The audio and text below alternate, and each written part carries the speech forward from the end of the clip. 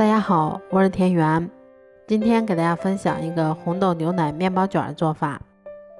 首先我们准备230克的高筋面粉，先加入2克盐、3克酵母粉，再加入15克的白糖，促进发酵。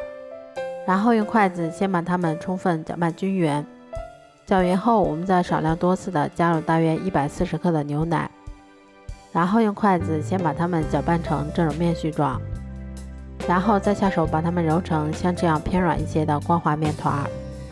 接着我们先加入20克室温软化的黄油，然后再把它移到面板上，像搓衣服一样继续给它揉搓10分钟左右。揉好后，我们先用手把它搓成长条，再用刀把它们切成大小均匀的小剂子。我们取一个小剂子，先给它揉得细腻光滑一些，然后再用手把它轻轻的搓圆。都揉好后，我们再给它盖上保鲜膜，让它先松弛10分钟左右。10分钟后，我们取一个小剂子，先给它轻轻的按扁一些，然后再把它擀成一张厚度约3毫米的牛舌状饼皮。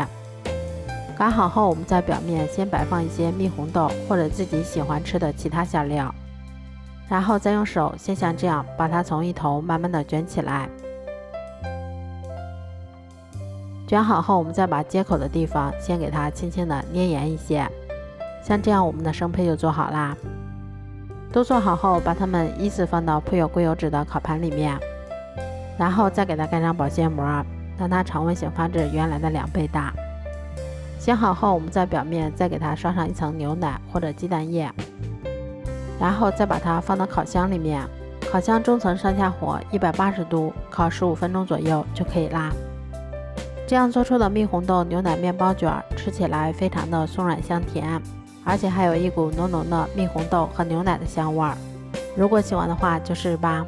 喜欢我的视频就关注我吧，谢谢您的支持。